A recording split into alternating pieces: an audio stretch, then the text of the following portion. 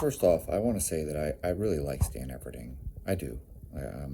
So like when I say this, I'm not just like attacking Stan because I have some personal issue with Stan or something. This is like people think that because I disagree with someone that I somehow dislike this person, and that they're no.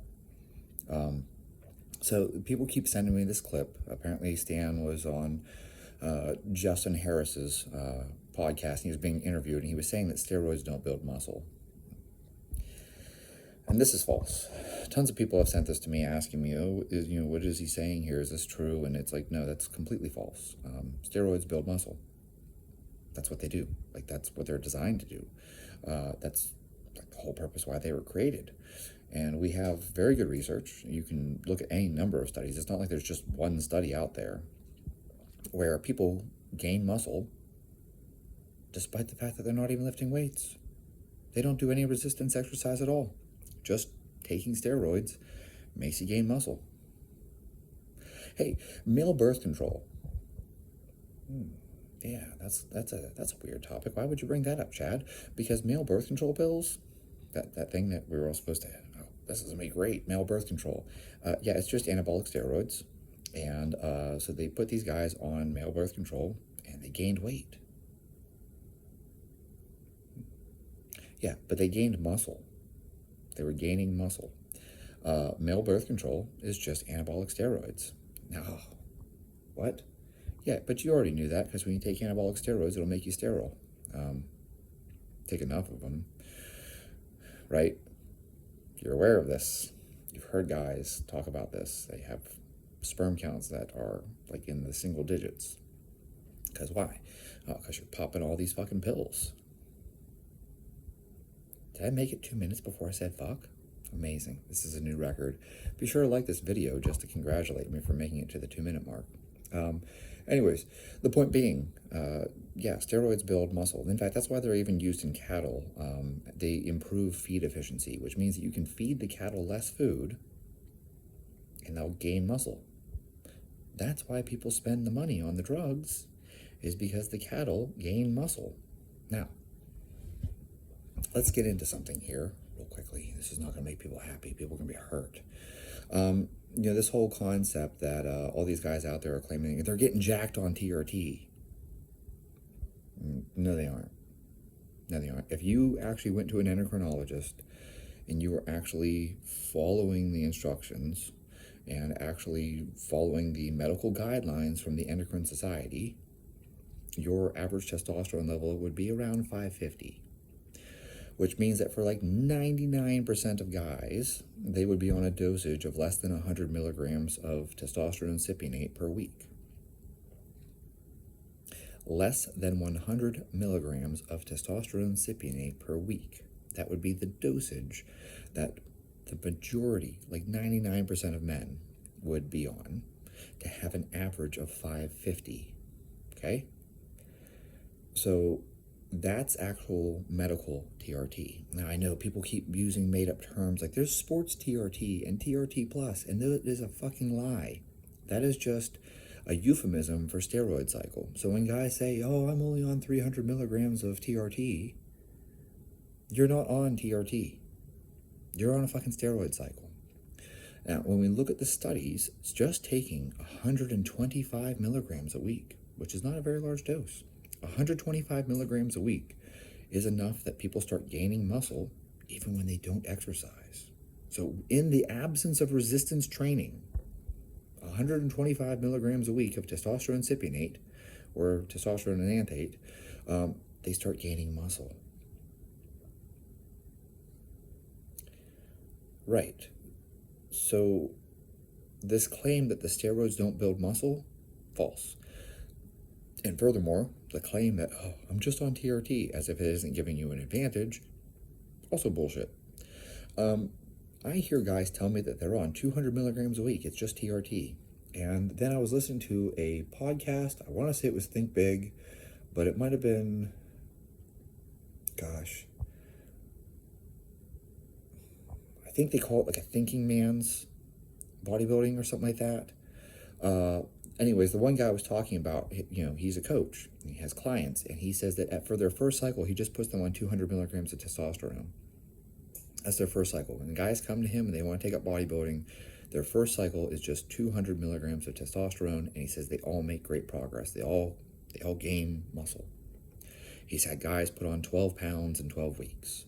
And it's because their diet is dialed in and their training's dialed in, and now they have this extra boost of the 200 milligrams, which is like double a normal testosterone level. In fact, actually at 200 milligrams, your peak testosterone level is probably around 2,000 nanograms per deciliter. So we're well over the ranges. I know everyone likes to say, oh, they lowered the ranges and, somehow, being at 1,000 is normal. 1,000 is not normal. 1,000 is the top end of the range. They've lowered it now to like 900 or something like that. But if I remember correctly, the old range was like 1,100. That was the top end of the range. That doesn't mean the majority of the men were at 1,100. If you say the normal range is 400 to 1,100, the majority of men fall between those two. And it would be 2 standard deviations from the mean for you to be outside of the 1,100. What are the odds of you being over 1,100? Less than 5%. And you're probably not going to be much over it. So let's pretend that you are that outlier. You are that small percent, way out. You just naturally have high testosterone levels. Maybe you're 1,200. Now you're past 2 standard deviations. That's very, very unlikely. Very unlikely, especially if you're over the age of 25. Maybe that would be normal if you were a 17 or 18-year-old, but over the age of 25, you're probably not going to be 2 standard deviations above everyone else, okay? But let's pretend that you are. That's still only like 1,200, not 2,000. So when you're at 2,000, you are super physiological. So you are building muscle. Steroids build muscle. That's what they do. I don't have a disagreement with the research and the science and all the textbooks and all the, like 100 years worth of research. I can't disagree with that. I do disagree with Stan. Sorry, Stan. I love you. I think you're awesome. I think the vertical diet is wonderful, and I think you're a really good person, and I really appreciate the fact that you respond to everyone that messages you. You're an awesome person. You're just incorrect, and that's not like a personal attack on you. I mean this as like politely as possible. So like if Stan Everding watches my videos, please comment below, just because I just want to say hi. I think you're awesome. You want to come over to my house and work out? We can work out, and we'll have some steak and rice afterwards. I love Stan Everding. I think he's awesome. Like, he's one of my heroes. Like, I'm like, Stan Everding is one of the coolest people out there. It's just that he's just incorrect. And I'm not even accusing him of lying. I want to be really clear here. I'm not saying that he's being fraudulent or deceptive or lying. He may fully believe what he just said, which means that he's not lying. He's just simply incorrect. There's plenty of things I'm incorrect about. Ask my wife. I'm incorrect all the fucking time. But I really am. Like, I am genuinely incorrect. Like, I pick it. There are so many things I'm incorrect about. I'm like, from the small things, like, I have an appointment at 2, and my wife is like, no, it's at 1, and I'm like, no, it's definitely at 2, and she's like, no, it's at 1, I'm like, no, it's definitely at 2, and then I check the stupid little app thing, and it's definitely at 1.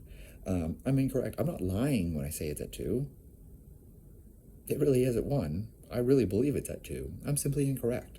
So, like I said, Stan is just simply incorrect. It's not that he's lying. And I do believe that what he's saying overall is actually more correct than incorrect. You still need to do the training. You still need to eat the fucking food. I don't care how much tren you take. If you're eating 800 calories a day, you're not going to suddenly pack on tons of muscle. If you're not lifting weights, you're not going to pack on tons of muscle. You're not going to get to the stage of the Olympia by taking 5 grams of androgens if you're not eating the food and doing the training. So you still need to eat the food. You still need to do the training. But as factually as we can possibly stick to here, yes, steroids do build muscle even in the absence of resistance training. And additionally, steroids improve feed efficiency, which means that you can eat less and still gain muscle. It's just the way it works. And back to what I was saying, I was tying this all in together. This is why guys going on TRT are like, I got jacked on TRT, and that guy is lying to you. Because he's taking 200 to 300 milligrams of TRT, which is a bullshit thing. You just call it a fucking steroid cycle. Like, no one thinks less of you either. I don't know why people don't just openly admit, yeah, I'm taking 300 milligrams of testosterone. It's not TRT. Like, if you're going to openly admit that you're taking 300 milligrams of testosterone, why say, I'm taking 300 milligrams, it's TRT? That's not TRT. I'm taking 300 milligrams as I'm taking 300 milligrams as I'm taking 300 milligrams. Just call it what it is. You've already admitted that you're using 200 milligrams for that matter. You've already admitted that you're using 200 milligrams. Why do you say, oh, 200 milligrams TRT? Why do you throw the fucking TRT on there? Just call it 200 milligrams. You're using 200 milligrams. It's not TRT anymore. I'm only taking 300 milligrams of TRT. No, it's not only 300 milligrams of TRT. You're taking 300 fucking milligrams. Whatever. And all this stuff is bullshit anyways. You know, you can take something like 350 milligrams a week and you would still pass WADA's shit-ass drug test. Because they look for a testosterone to epitestosterone level. They don't actually look at your testosterone level. So even if like you walked in with a testosterone level of 3,000, you would still pass the fucking test because they don't look at the amount. They look at, oh, testosterone to epitestosterone ratio, and it can be a 4-to-1 ratio. And you know that's bullshit. So the test is literally designed to let people cheat, but not too much. You can cheat, you can use drugs, just not too much. Thanks, WADA. USADA, you're in this too. It's not like USADA gets a free pass. So anyways, there you guys have it. That's the long explanation for everything. You know, people are messaging me, asking me, is this true? It's like, no. It's like, I get really fed up when I hear people like Greg Knuckles.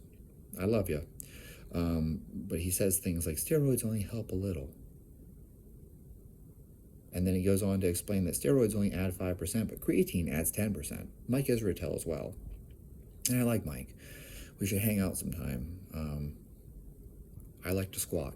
You seem like you like to squat. We should squat. But the thing is, you know, Mike tells you, oh, steroids only add 5%, but creatine adds 10%. And it's like, no one fucking believes that. Like, you know better. You know better. Do you really think that creatine is the thing that Ronnie Coleman took that made all the difference in whether or not he stepped on stage as, you know, an Olympia winner? Come on, folks. You know, Nick Walker, he's jacked because of the creatine. It added 10%. The steroids only added 5%. Steroids are less effective than creatine. Really?